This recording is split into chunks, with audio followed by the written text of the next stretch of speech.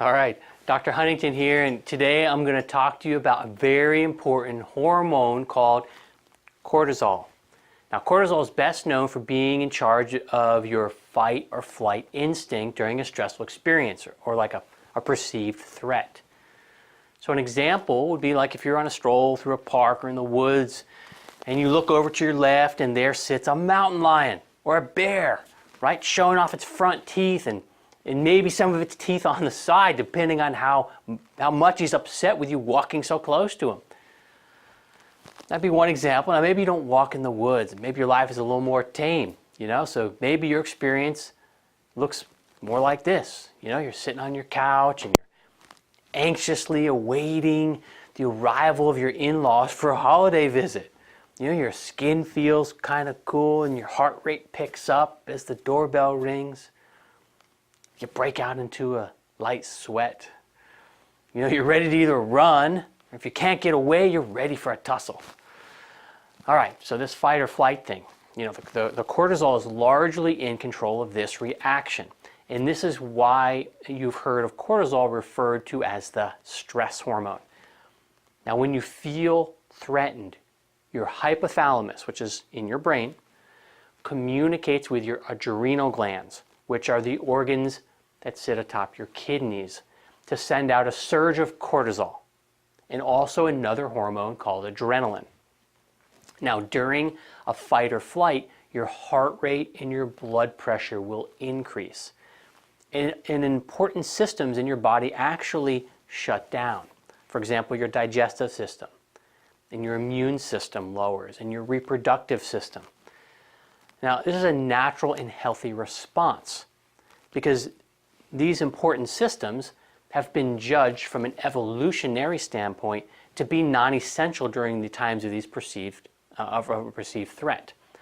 So during a fight or flight situation, your body also needs as much energy as possible to handle the situation. So another role of cortisol is to trigger the release of glucose or sugar from short-term storage reserves. This way your muscles actually can use that sugar for energy to get you through the situation.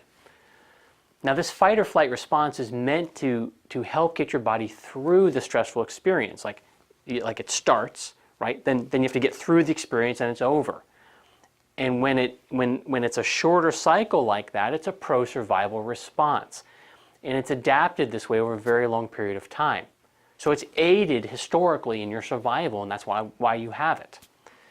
Now, in a healthy body, after the high alert, high stress situation is over, the cortisol level will decrease. And the systems that were shut down, such as the digestive system, will then come back online again and function. And your blood sugar should return to normal. But what if you're under stress all of the time? Right? This response system was not made for that. Your body was not made for that kind of long-term stress. And if cortisol levels are above normal for long periods of time, your body's not going to function properly. And you're going to have too much glucose in your body, which is going to, it's going to contribute to chronically high blood sugar. Now, despite the fact that this stress response is pro-survival in certain situations, it's really unhealthy to be in this state long term. And here's a way you could look at it.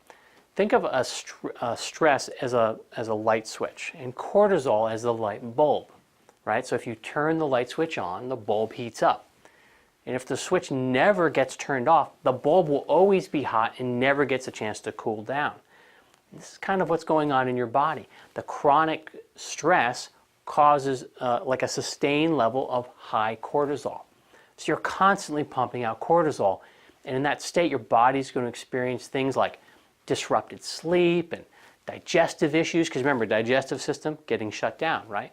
Weight gain, heart disease, memory impairment, even anxiety and depression.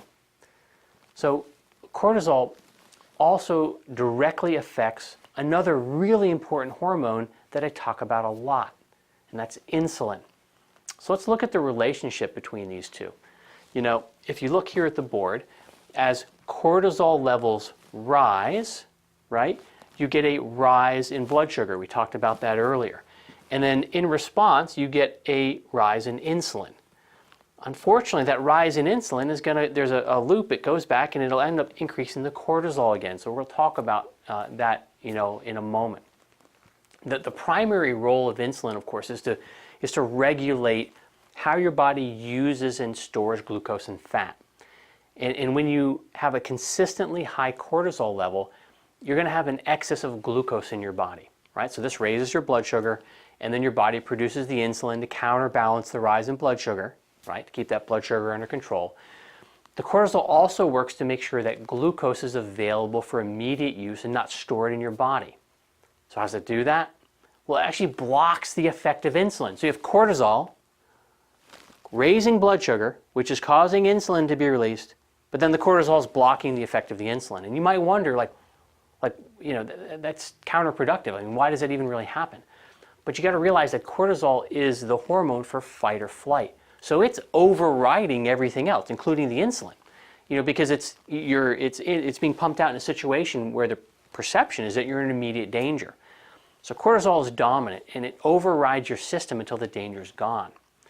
Now, over time, your pancreas, it pumps out more insulin to get the same level of response, right? Because cortisol's high, blood sugar's high, insulin's high.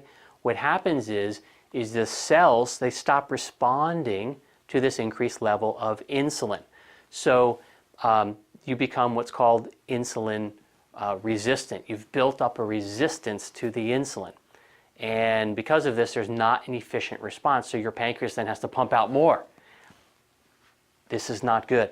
This cycle just continues. More insulin resistance, more insulin.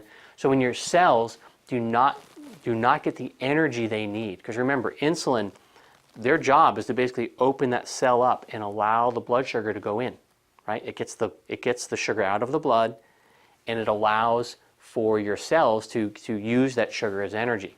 But if they're becoming insulin resistant, your cells aren't opening up, the sugar's staying in your blood, and your cells starve. So now you've got hungry cells. And now you get these hunger signals being sent to the brain, so you eat more, right? Thus causing further rises in blood sugar and more insulin release. You can see how this loop just keeps going and going.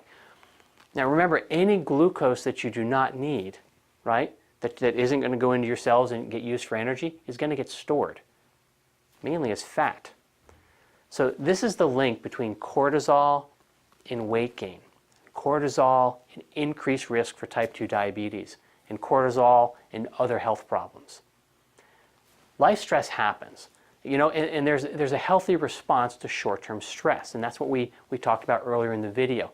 What you don't want is to stay in stress mode for long periods of time, because that leads to this cycle, right? Increased insulin resistance, the metabolic stress of starving cells, and then that stress causing more cortisol. So here's the cycle. Stress, cortisol release, increased blood sugar, increased insulin.